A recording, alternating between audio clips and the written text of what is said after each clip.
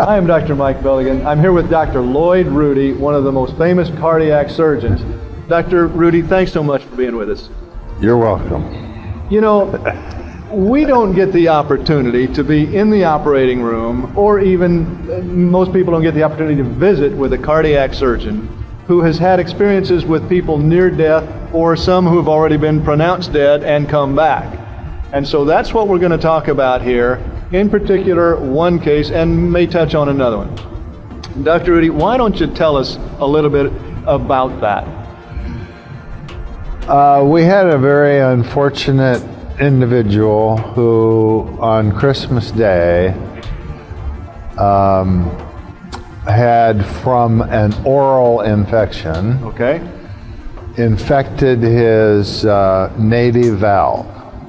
If your native valve has the slightest defect, whether you were born with it or you developed it later, it calcified a little and the valve leaflets don't move or whatever, the body recognizes that as something abnormal that it's got to take care of. Okay. So that's what happened to this man, and one of my junior partners was on call, and he had to do an emergency valve resection. Once we were able to accomplish the repair of the aneurysm and the replacement of the valve, we could not get the person off of the bypass. Every time the 4 or 5 liters of blood that we were pumping around his body, we would reduce down to 2 or 3, he'd begin to weaken and his blood pressure would go down and so on. And make a long story short, we simply couldn't get him off the heart-lung machine. Right. Finally, we just had to give up. I mean, we just said, we cannot get him off of the heart-lung machine, so we're going to have to pronounce him dead. Right. So we did that. And so the anesthesiologist turned his machine off, and the bellows that were breathing for the patient stopped. That machine was quiet. The anesthesiologist went into the surgeon's lounge. He hadn't eaten anything all day, so he went in to have a sandwich.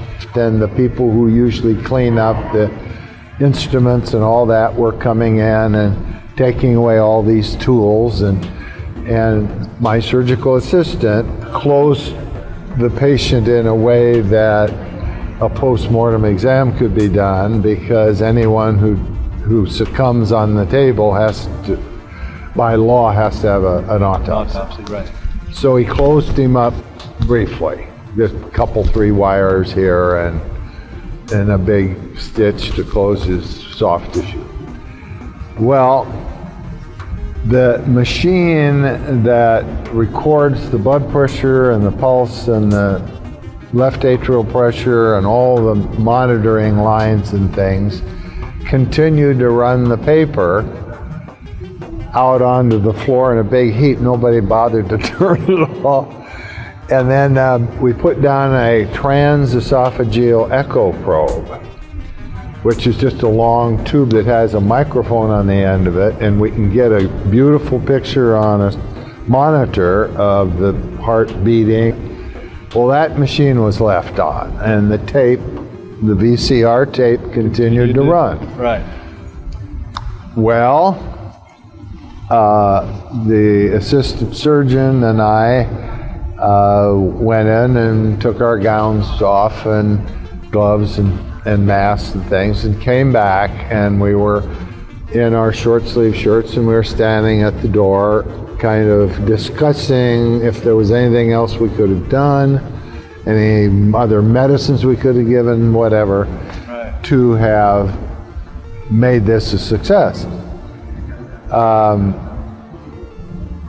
And as we were standing there, it had been at least 20 minutes. You know, I don't know this exact time sequence, but it was close to 20, 25 minutes. Right. That this man recorded no heartbeat, no blood pressure, and the echo showing no movement of the heart, just sitting there. And all of a sudden we looked up, And the surgical assistant had just finished closing him, and we saw some electrical activity. And pretty soon the electrical activity turned into a heartbeat. Very slow, 30, 40 a minute. And we thought, well, that's kind of an agonal thing. And we see that occasionally, that the heart will continue to beat even though the patient can't generate a blood pressure or pump any blood. Well, pretty soon we look and he's actually generating a pressure. No, we're not doing anything. I mean, the machines are all shut off, and we're stopped all the medicines and all that. Right. And so I start yelling, "Get anesthesia back in here!" and get the nurses. And to make a very long story short, without putting him back on cardiopulmonary bypass, the heart and lung machine and stuff, we started giving him some medicines, and anesthesia started giving him oxygen, and pretty soon he had a blood pressure of 80, and pretty soon a blood pressure of 100, and his heart rate was now up to 100 a minute, you know. He recovered and had no neurologic deficit. And for the next 10 days, 2 weeks, all of us went in and were talking to him about what he experienced, if anything. And he talked about the bright light at the end of the tunnel, as I recall, and so on. But the thing that astounded me was that he described that operating room floating around and saying, "I saw you and Dr. Cattaneo standing in the doorway with your arms folded talking. I didn't know where the anesthesiologist was, but he came running back in. And I saw all of these Post-its sitting on this TV screen.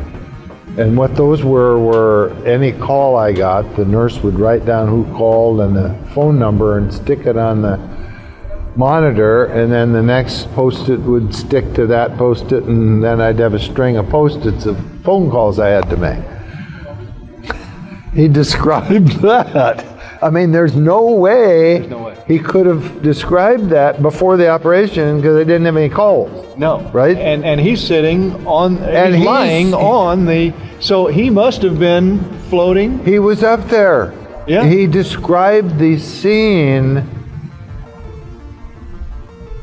things that there is no way he knew.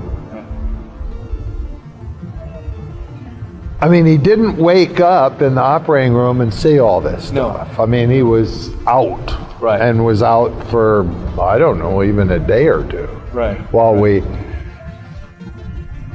recovered him in the intensive care unit. So what does that tell you? What does that tell you? Was that his soul up there? It's hard to know. But it certainly brings that possibility into play. It always makes me very emotional. There have been other instances, like one other I remember so vividly was a guy who was on anticoagulation, medicines that keep you from clotting. And I don't even remember the operation or whatever, but we had to do him right away. And you try and reverse that as much as possible, but it's impossible to completely do it. And we were in there and we'd finished the surgery and we just simply could not stop this person from bleeding. Right. I mean, we pulled out every gun in the armory to try and get this. Everything you could possibly do. Yeah, and we finally decided we're not going to be able to stop this bleeding. Right. And all of a sudden,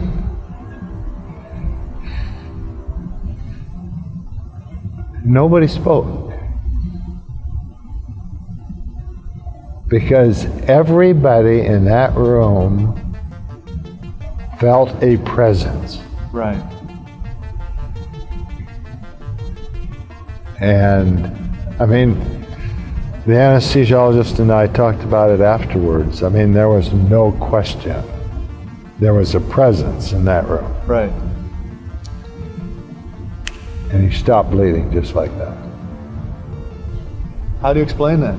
What is your take on that, Dr. Rudy? Oh.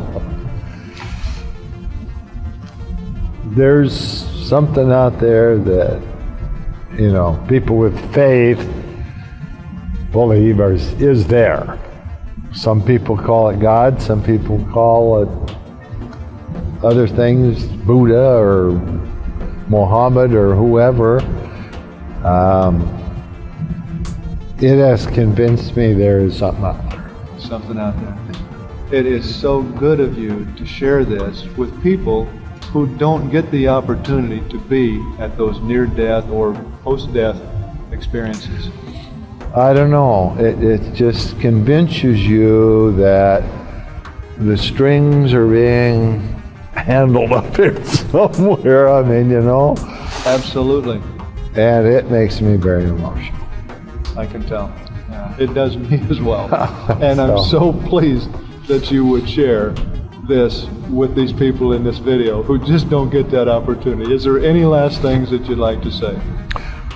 Well, just that I presented this case to 13 other cardiac surgeons throughout the country in a special meeting, and they had several similar experiences, not quite as dramatic as the one I had, but everybody that deals with that every day has had those experiences. So it's not just me. Right. Exactly. So, Dr. Rudy, thank you so much for sharing. You're welcome.